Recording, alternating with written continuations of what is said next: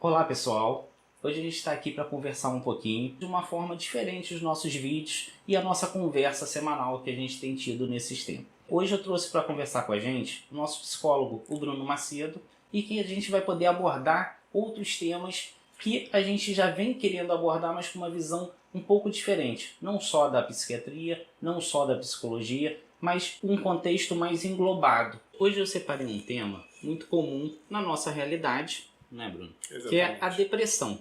A depressão é uma das doenças mais comuns que afeta o maior número de pessoas no nosso país e no mundo. Gera consequências importantes que a gente vai discutir, vai abordar, mas hoje a gente está tentando trazer a visão do outro especialista para que a gente possa complementar o tratamento, não apenas a visão médica, não a visão psicológica. Então assim, quando que eu devo procurar um psicólogo? Quando que eu devo buscar um tratamento para depressão? E eu queria entender um pouquinho a visão do psicólogo nesse tratamento. E essa eu acho que é uma dúvida também de vocês. Explica um pouquinho para a gente, Bruno. É muito importante quando você traz essa ideia de que a depressão está tomando conta de grande parte da nossa população mundial e do nosso país, que hoje alguns estudos apontam que 5 milhões de pessoas no Brasil já têm o diagnóstico de depressão e 350 milhões de pessoas no mundo já também apresentam esse tipo de diagnóstico.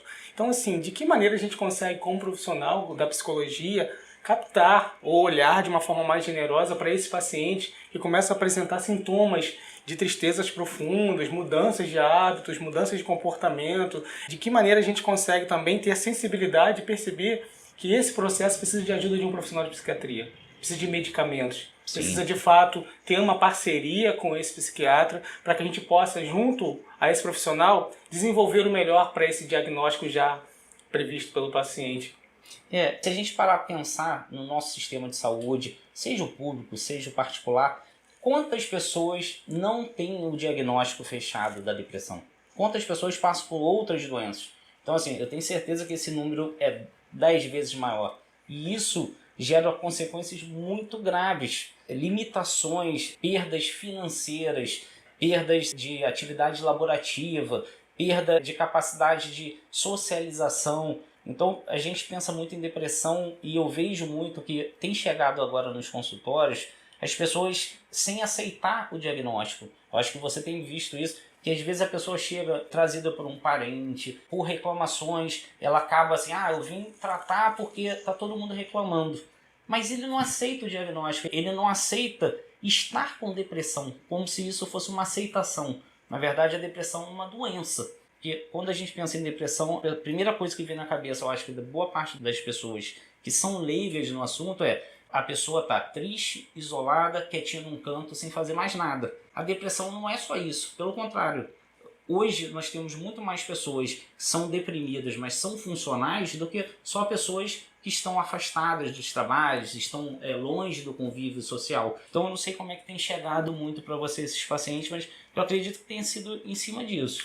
Quando você fala justamente sobre essa questão do paciente, ele ter a dificuldade de buscar o profissional, ele ter a dificuldade de entender o que ele está vivendo dentro do processo na vida dele, dentro dessa dinâmica, seja profissional, seja familiar, é muito importante que o profissional tenha sensibilidade. Justamente. Para identificar junto a esse paciente, a esse indivíduo, o que ele está sentindo de fato, o que ele está vivendo de fato. Realmente, a depressão hoje ela começa a ficar mais camuflada, né? Porque eu não posso perder meu emprego, eu não posso perder a possibilidade de estar com a minha família, eu não posso perder meu casamento ou qualquer outra coisa. E aí você começa a forçar-se a agir mesmo estando doente. Então a depressão ela começa a ficar deixada um pouco de lado e você começa a tentar viver carregando aquele peso da doença. E aí chega um momento que você acaba explodindo. Porque você não aguenta carregar aquele peso por muito tempo. É impossível. Exatamente. E aí o que acontece? Essa pessoa adoece de uma maneira muito mais grave do que ela adoeceria se ela tivesse buscado tratamento previamente. Então, de que maneira a gente consegue trazer para esse paciente a segurança, a ideia de que ele tem valor, de que ele está sendo ouvido, de que ele existe dentro dessa sociedade, que ele existe dentro da própria vida, porque ele está ali sofrendo.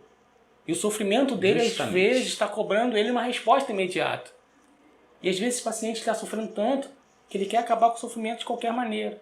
E aí vem, de fato, as tentativas de suicídio, vem, de fato, outros tipos de ações que são tão graves quanto o suicídio, mas às vezes não são vistas, que é a automutilação, que é o distúrbio alimentar, que é a perda da sociabilidade. Então, esse isolamento social, vamos dizer assim, para ficar mais claro, que precisa, de fato, da intervenção medicamentosa, que precisa, de fato, de uma intervenção urgente. E aí a importância do seu trabalho para justamente trazer esse equilíbrio dentro do tratamento, para trazer essa possibilidade para que essa pessoa tenha, de fato, um alívio, tenha, de fato, leveza dentro da própria vida, né? É porque, na verdade, assim, eu não consigo aceitar e entender que uma doença tão grave, tão incapacitante, seja apenas um distúrbio químico.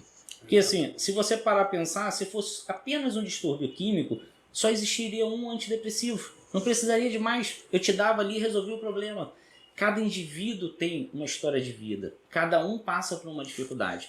Então a questão química, ela influencia? Influencia. Se eu dosar a serotonina, por exemplo, de todo paciente que estiver deprimido, 99% vai estar com a serotonina baixa. Mas se eu dosar a serotonina de todo paciente que está com um antidepressivo, nem todo mundo vai estar com a serotonina alta.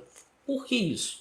Porque não é só isso que gera prazer na gente, que envolve o nosso dia a dia. Não é apenas uma realização profissional que vai me deixar feliz. É um contexto, porque se você tiver com um problema familiar, duvido que uma ascensão no emprego vai te trazer tamanha felicidade que você vai esquecer o seu problema. Você vai esquecer um problema de saúde. Então, assim, a gente, como ser humano, a gente precisa passar por essas emoções. Como elas refletem no nosso dia a dia, que tem sido uma grande dificuldade. Eu só indico para os profissionais que trabalham comigo, para você, porque eu sei que você vai abordar no momento certo questões que a pessoa precisa também ter aquela consciência. Porque se eu não mudo o que me fez adoecer, eu não vou melhorar nunca. E é muito legal você falar sobre essa ideia de identificar os sentimentos, que por muitas vezes o paciente está tão adoecido que ele não consegue identificar o que ele está sentindo. A depressão, por exemplo, a gente percebe que é uma tristeza que ela vai se prolongando. Mas ela não tem explicação. É a dor da alma. Exatamente. É uma palavra que todo paciente usa e que é difícil de escrever. E aí, como é importante a gente, de fato, ajudar esse paciente a identificar esses sentimentos. Ajudar ele a compreender o momento que ele está vivendo na vida. Porque ele fala, eu estou triste, mas eu não sei porque eu estou triste. Eu tenho essa dor na alma, eu tenho essa sensação de vazio. Eu já sinto desde que eu sou pequeno, eu não me sinto pleno. Eu não tenho felicidade. E eu conquisto. Por que eu estou aqui? O que eu estou fazendo aqui? Por que eu vivo? Se a gente vai morrer mais pra frente. Pois é, não faz sentido as coisas. É isso. Não encaixa, não tem aquele quebra-cabeça, não entra a peça ali. E essa perda de sentido faz a gente identificar que há alguma coisa de errado nesse paciente. O paciente precisa estar dormindo bem, ele precisa se alimentar corretamente, ele precisa estar com um imunológico bom. Só que para você ter isso tudo, você precisa de um equilíbrio. Como é que você vai ter força para lutar com algo que está te puxando para baixo e você não dorme bem? Você está cansado, você não consegue trabalhar, sair, e você não tem um apoio emocional dentro e fora de casa? Como é que funciona isso? E às vezes quando ele tem aquele último gás, aquela última motivação, ele fala, vou procurar um profissional, esse profissional tem que estar preparado. Porque quando ele chega aqui e fala, você é minha última esperança, pode ser isso mesmo, você ser a última esperança dele.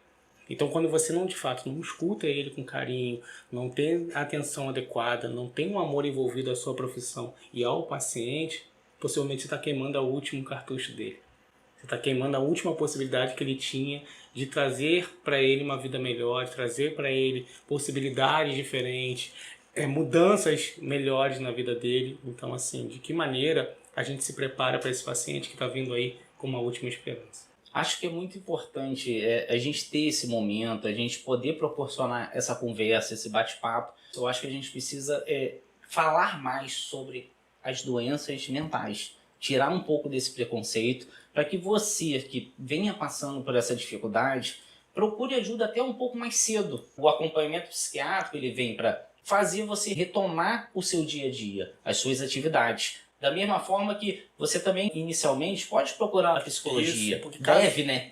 Porque caso você tenha dúvida também se você precisa ou não de um psiquiatra, esse psicólogo, esse profissional da psicologia, ele vai poder te ajudar Sim. a tomar uma melhor decisão. Nós, como profissionais de saúde, não podemos ficar assim, é meu paciente, é seu paciente. Absolutamente. A necessidade ela é maior do que a gente. A Então, vida assim, do paciente é mais importante. justamente, vocês valem mais. Eu acho que nesse momento a ideia principal do vídeo, além da gente debater essas dificuldades, conversar sobre o tema, mas é mostrar para vocês que assim, nós não estamos separados, nós estamos unidos para ajudar a vocês. Então não tenha esse preconceito, busque ajuda mais rápido, porque todo o seu entorno será diferente. Então é importante a gente cuidar.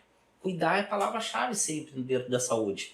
Espero que vocês tenham gostado. É um vídeo novo que a gente está produzindo, é um formato novo, mas são dúvidas que a gente tem percebido. É o nosso cotidiano. Então, assim, se você tiver alguma sugestão de tema, tenha gostado, bota nos nossos comentários. A gente vai ter um prazer enorme de abordar um tema que você tem dificuldade, mas a sua dificuldade é a dificuldade de milhares de pessoas. Isso é tudo por hoje. Se inscreva no nosso canal. Temos vídeos novos todas as quintas-feiras.